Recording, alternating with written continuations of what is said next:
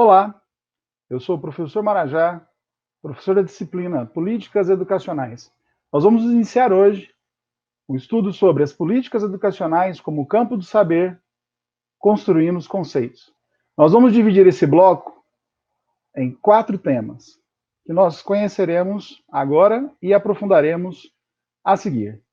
O primeiro será o que é política, o segundo tema, a Constituição do Estado, e o terceiro tema, a democracia e a cidadania enquanto dois lados da mesma moeda. E, por fim, as políticas públicas e a política educacional. Então vamos lá, vamos falar sobre o que é política. Caso alguém lhe perguntasse o que é política, o que você responderia? Para alguns, política seria a ação dos políticos. Mas será só isso? Quem pode fazer política? Qual é o seu entendimento atual sobre política? Então, são perguntas que fazemos a título de um brainstorm para que possamos começar a pensar sobre o que é realmente política na sua essência. Segundo Shiroma Moraes e Evangelista, autores que escrevem uma obra de 2007, diz o seguinte: o uso corrente do termo política prenuncia uma multiplicidade de significados presentes nas múltiplas fases históricas do Ocidente. Então, o primeiro pensamento que nos vem à mente é a preocupação em diferenciar aquilo que é política da tão famosa politicagem. A politicagem é o exercício equivocado, ruim, pejorativo de uma das mais importantes ferramentas para assegurar liberdades e direitos da humanidade, que é a política propriamente dita. Bom, então vamos falar um pouquinho mais da origem da política. Inicialmente, o termo política referia-se à palavra grega polis, que era usada para referir-se ao governo exercido por alguém eleito pelos cidadãos dessa sociedade. Segundo os autores Shiroma Moraes Evangelista, que nós já citamos anteriormente, em sua acepção clássica, deriva de um adjetivo originado de polis, políticos, e refere-se a tudo que diz respeito à cidade, conseguinte ao urbano, ao civil, ao público e ao social. Como podemos notar, a palavra designava tudo que se relacionava à vida em sociedade. Então, só para que possamos entender, na Grécia, o termo polis, ele significava uma cidade, mas uma cidade com status de Estado, ou seja, vamos imaginar, por exemplo, que tudo que fizesse alusão à nossa vida não fosse pensado em nível federal e nem em nível estadual, mas tão somente em nível municipal. Ou seja, é como se o nosso prefeito ou os nossos prefeitos fossem, ao mesmo tempo, presidentes, governadores e prefeitos. Ou seja, todo o poder executivo se concentrasse apenas nele. E que a Câmara de Vereadores fosse uma espécie de parlamento, né, que unificasse o que seria hoje uma espécie, né, de uma união entre o nosso Legislativo Federal, representado pelo Congresso, com o seu Senado e sua Câmara, juntamente com as Assembleias Legislativas Estaduais, com os deputados estaduais, e a Câmara de Vereadores com seus vereadores. Então vamos imaginar que tudo que dissesse respeito a nós, cidadãos, tanto quanto a leis, tributos e investimentos, não fosse decidido em nível de governo federal nem estadual, mas tão somente em nível de prefeitura, em nível de município. Pois bem, essa é uma analogia do que seria a polis grega. E aí a relação de proximidade entre o povo e o poder do Estado ficam muito evidentes. E é importante lembrar também que as polis gregas eram cidades que não passavam dos 300 mil habitantes. Então nós temos, ao longo da história, algumas cidades maiores como Atenas, que chegava a quase 300 mil habitantes, Atenas entre 150 e 250 mil habitantes, dependendo do seu período histórico. Então esse era o cenário da polis. Daí origina-se então o termo polis, que dá, por conseguinte, a origem da gênese da palavra política, ou seja, o exercício de construção do poder e da sua legitimação perante a sociedade. Mas vamos avançar um pouco mais. Na Idade Medieval, o termo já designava o governo exercido pela vontade de Deus. Assim, O poder político, por ser uma instituição divina, além dos fins temporais que justificam a ação política, visa outros fins superiores, de natureza espiritual. Isso segundo o nosso autor Aranha, de 1986. Nós sabemos que a história foi dividida em partes, né? Nós temos uma pré-história e uma história. E a criação e o advento da escrita, né, ela representa o marco divisor. Isso aconteceu aproximadamente 5.000 anos atrás, segundo os historiadores franceses. A história por si se subdivide em 4.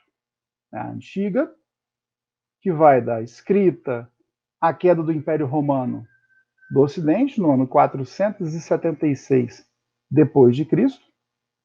Nós temos a Idade Média ou medieval, que vai de 476, portanto, século V, até 1453, século XV, queda do Império Romano do Oriente, ou queda de Constantinopla. Dessa data até a Revolução Francesa, em 1776, temos a Idade Moderna, e da Revolução Francesa aos dias de hoje, vivemos a Idade Contemporânea. Então, só para que a gente encaixe na linha do tempo, né, saindo aí da Idade Antiga dos gregos, entrando no período medieval, aqui já marcada pela Igreja Católica enquanto grande autoridade internacional, especialmente na Europa, no mundo ocidental, sendo aquela que construirá os conceitos jurídicos, os conceitos políticos e, por fim, aquilo que será considerado certo ou errado e que, portanto, guiará as sociedades ao longo das suas evoluções e definindo o que pode ou que não pode na vida de cada cidadão. Então, a Igreja Católica, ela assume ao longo da Idade Medieval esse papel de ser aquela que se transformará na principal elaboradora do direito.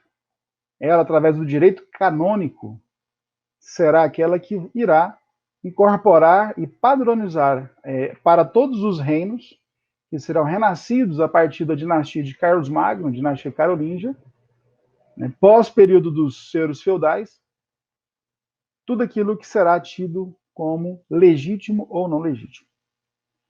Entanto, o conceito de política, tal qual temos atualmente, começará a ser amadurecido a partir do século XVI, com grande interesse de inúmeros filósofos pelo tema, e a posterior criação dos Estados nacionais. Então é importante lembrar que nós temos estados fortes até a queda de Roma, século XV. Nós temos o esfacelamento de Roma a partir desse século, com a destruição das invasões bárbaras dos povos bárbaros, né? Lembrando que bárbaro do original não significa uma pessoa sanguinária, bárbaro do grego significa aquele que rosna ou aquele que fala uma língua incompreensível. Logo, bárbaro significa estrangeiro. Então, imagine um romano que falava latim, ouvindo agora um germano, ou um franco, ou um visigodo, um ostrogodo, povos bárbaros, portanto estrangeiros, que falavam outras línguas, dominando as áreas que outrora eram do Império Romano. E agora essa multiplicidade de culturas se misturam e quem é que passa a dar as cartas? A única instituição que sobrevive a essa hecatombe é a Igreja Católica. A Igreja Católica, criada no século I, originalmente descendente dos apóstolos, tem ali todo um processo que nós não vamos aprofundar, porque não é o tema-chave da nossa aula, mas só para explicar a conexão dessa relação entre igreja e Estado, nós vamos perceber que a igreja ela é perseguida ao longo dos séculos I, II, III e parte do início do século IV. Até quando Constantino, imperador de Roma, no ano 313, oficializa o cristianismo como religião oficial, ou seja, aquilo que era proibido, perseguido, punido, inclusive com morte, se transforma na religião oficial. Um dos principais motivos, segundo alguns historiadores, foi que boa parte do império já havia se convertido ao cristianismo. Então, o Constantino, imperador, não só oficializa, como constrói igrejas, né, e traz a igreja à luz do sol, né, ao dia claro, até porque a igreja ela tinha que se reunir escondida, em catacumbas, em locais secretos. Né? O problema é que, ao longo dos séculos, houve um processo de politização e de pessoas que começaram a entrar e começaram a contaminar a igreja. E na altura dos séculos XII para o XV, nós teremos aí o advento da Inquisição, né, matando pessoas, entre aspas, em nome de Deus. E aí nós sugerimos alguns filmes que tratam sobre esse período, dos quais se destacam o filme O Nome da Rosa, um outro filme interessante que é o Em Nome de Deus, e também o filme Lutero. E aí nós vamos perceber todo o processo de transição que leva à contraposição das atrocidades feitas pela Igreja Católica, a própria Reforma Protestante e, em consequência da Reforma Protestante e, concomitantemente, o renascimento das artes e das ciências, e mais tarde, como se fosse um dominó, é um efeito ali colateral contínuo. Nós vamos ter o iluminismo. E desse pensamento iluminista, a origem da retomada dos ideais gregos, lá da antiguidade clássica grega, de Platão, Sócrates e Aristóteles, e a gênese do Estado nos moldes como nós o temos hoje, em poderes, e esse modelo político que nós temos. Mas ainda falando um pouco mais sobre a política no período medieval, um dos escritos que podemos considerar como marco dessa reflexão política moderna é a obra chamada O Príncipe, escrita em 1513 pelo escritor italiano Nicolau Maquiavel. A obra de Maquiavel surge de sua observação da instabilidade política reinante em seu país, a Itália, que estava dividida em principados e condados, cada um tendo vida autônoma, inclusive montando seus exércitos, muitas vezes composta por mercenários. Então é nesse cenário que Nicolau Maquiavel propõe a construção dessa obra, que é um clássico da política, e o objetivo-chave da obra era a unificação do povo da Itália, que estava dividido em vários principados, e fortalecer a figura de um grande soberano. E, por fim, já como um objetivo secundário, ele também tinha o interesse de retomar o seu cargo político, que havia perdido alguns anos antes, mas esse é tema para ser aprofundado em uma outra aula. Bom, essa fragmentação tornava a Itália uma presa fácil de outros povos estrangeiros. Maquiavel, aspirando a uma Itália unificada, esboçava a figura do príncipe capaz de promover um Estado forte e estável. A obra de Maquiavel pode ser considerada um marco para as novas reflexões em torno da política.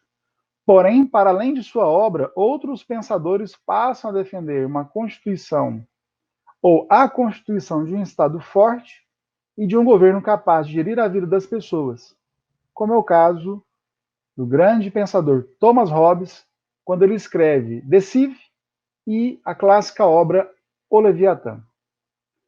Então, se Maquiavel ele pensa uma obra que atribua poderes ao soberano, inclusive algumas frases de Maquiavel se tornam clássicas, né, como os fins justificam os meios, né? Ou o povo fala, ou melhor, o soberano fala o que o povo quer ouvir, mas depois ele faz o que ele quer. Já Thomas Hobbes pensa de forma diferente. Thomas Hobbes ele entende que a política é uma forma de legitimar-se o poder, mas que o soberano, o governante, o exerça em prol do povo. E somente assim, esse governo ele será considerado um governo legítimo. Interessante que Leviatã é citado no livro de Jó como aquele monstro mitológico grego, né, mais forte do que todos, para proteger os fracos diante dos fortes e assim torná-los iguais. Então, para Hobbes, é impossível que todos sejam iguais plenamente, né? Seja por idade, ou por sexo, ou por força, ou por intelecto, ou por bens, ou por conhecimento. Mas para Hobbes, é possível que todos sejam iguais perante a lei. Para isso, o Estado deve concentrar, monopolizar a produção de leis, justiça e o aparelho de força do Estado.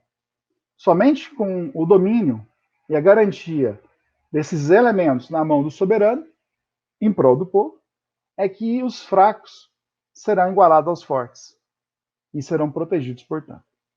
Bom, temos um outro grande pensador chamado John Locke. John Locke, ele já é um pensador que nasceu um pouco depois de Thomas Hobbes, lembrando que Thomas Hobbes, ele foi um pensador que nasceu em 1588, final do século XVI, e faleceu no século XVII, já em 1679. Então, só para a gente ter aqui uma linha do tempo, né? Vamos lembrar que Maquiavel escreveu O Príncipe em 1513, né? Então, Leviatã, ele já é uma obra posterior e com certeza teve influências do Príncipe. Já John Locke nasce no início do 17, por volta de 1632, e vive até o início do século XVIII, falecendo em 1704. E a sua obra mais clássica é Os Dois Tratados sobre o Governo Civil.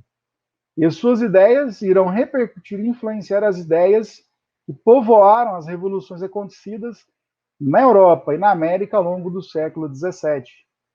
Para John Locke, existem dois tratados, né? Um tratado ruim, que ele questiona, que ele se posiciona de forma contrária, e um novo, que seria um bom tratado, que seria o ideal, que seria aquele que defende o povo.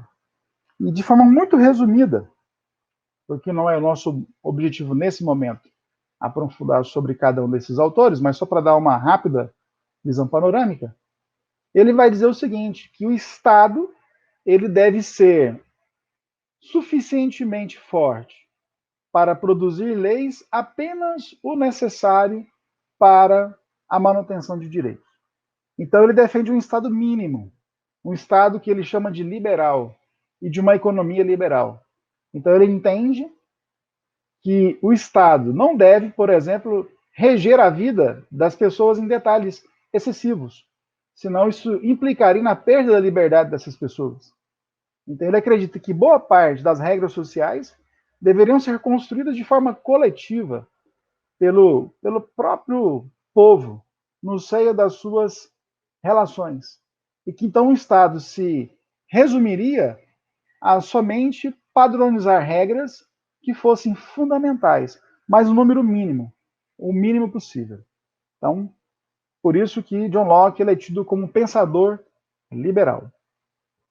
Um outro grande ator é o Jean-Jacques Rousseau, já nascido um pouco depois de John Locke. Ele é de 1712, né, data do seu nascimento, século XVIII, e falece em 1778. Ele tem como principais obras políticas o discurso sobre a origem da desigualdade entre os homens e a mais clássica de todas, a obra do Contrato Social. Para Rousseau, tudo se fundamenta no contrato social. Então, para ele, a essência da política está no contrato social. O que é o contrato social? O contrato social, grosso modo, é o ordenamento jurídico composto por todo um conjunto de leis construídas historicamente de forma coletiva pelo povo e seus antepassados. Então, o que pode e que não pode ser feito, inclusive na política, deve ser regido pelo contrato social. E a política é o mecanismo também pelo qual se elabora, aperfeiçoa e moderniza as regras que compõem o contrato social. E é interessante que Rousseau ele tem uma visão que se distancia um pouco dos demais pensadores. Que, por exemplo, quando Maquiavel ele imagina que o homem é mau e só faz o bem por obrigação, Hobbes vai dizer que o homem é lobo do homem e só faz o bem quando coagido pela força da lei. Inclusive, Thomas Hobbes chega a afirmar que o homem é lobo do homem. John Locke vai pensar de uma forma um pouco parecida, mas Rousseau não. Rousseau ele vai dizer que o homem não é bom e nem é mal por si, mas o meio influenciará no que esse homem se tornará. Então, para Rousseau, se o homem for criado no meio bom, tudo cooperará para que no fim, né, quando maduro, para que quando uma pessoa com poderes, com maturidade, maioridade, ele seja uma pessoa boa. E se ele for criado num cenário ruim, em condições ruins, precárias, essas mesmas más referências contribuirão para que ele seja, né, em grande parte, para que ele corra um grande risco, uma grande possibilidade, que ele seja uma pessoa má e ruim também. Então, para Rousseau, não é a pessoa em si que é ruim, e a lei, portanto, seria um mal necessário. Para ele, as leis nascem da própria necessidade dos homens viverem em harmonia. Então, por isso que, diferente dos outros autores, que entendem que as leis são boas e ruins ao mesmo tempo, por que seriam boas? Porque elas são feitas para proteger a sociedade contra o seu próprio mal. Mas seriam ruins, porque ao mesmo tempo que as regras são criadas, existe uma obrigatoriedade do cidadão em ter que obedecer às leis e ter que pagar impostos para sustentar esse Estado e todos os órgãos que compõem esse Estado, para se garantir aquilo que a gente chama da tutela estatal, ou seja, da proteção do Estado. E para Rousseau ele já pensa diferente, que na verdade tudo isso que foi feito simplesmente foi feito para que se assegure a bondade do homem e que se assegure uma boa condição de sobrevivência. Muito bem. Desse modo, percebe-se que a cada momento o conceito de política vai sendo ressignificado, ou seja, passado o período medieval, entrando na idade moderna, nós temos então toda uma série de pensadores que vão lendo os autores anteriores e com o próprio processo de maturação das ideias, de discussão dos pensamentos, da própria evolução social, resultam cada vez mais em modelos políticos, em teorias políticas mais avançadas. Assim, podemos dizer que política refere-se à ciência e à arte da conquista, exercício e preservação do poder, visando a condução racional de pessoas e administração de bens. Então, é através da política que nós temos a assegurada, né, o exercício, ou melhor, assegurado o exercício da democracia. Deste modo, o termo refere-se às relações humanas que travam uma constante luta pelo poder. Né? E isso é muito evidente, por exemplo, através do voto, das eleições, do famoso sufrágio universal, lá no direito romano chamado de ius sufragio, o direito de voto. Ou seja, os nossos políticos podem ser bons ou maus, mas todos foram eleitos. De alguma forma, alguém votou e elegeu. Então, esse é um dos pontos mais, talvez, dogmáticos da discussão política. Ou seja, somente aquele que representa a vontade popular, pela maioria simples, construída segundo as regras, é que poderá exercer esse poder e fazer essa condução, né, do exercício da preservação do poder, né, com vistas ao bem das pessoas e a administração também dos bens. Na modernidade, o termo reporta-se fundamentalmente à atividade, ou ao conjunto de atividades que, de uma forma ou de outra, são imputadas ao Estado moderno, ou dele emanam. Segundo os nossos autores Shiroma, Moraes e Evangelista, ensinam que o conceito de política encadeou-se assim ao do poder do Estado ou sociedade política, em atuar, proibir, ordenar, planejar, legislar, intervir com efeitos vinculadores a um grupo social definido e ao exercício do domínio exclusivo sobre um território e da defesa de suas fronteiras. E isso é muito sério.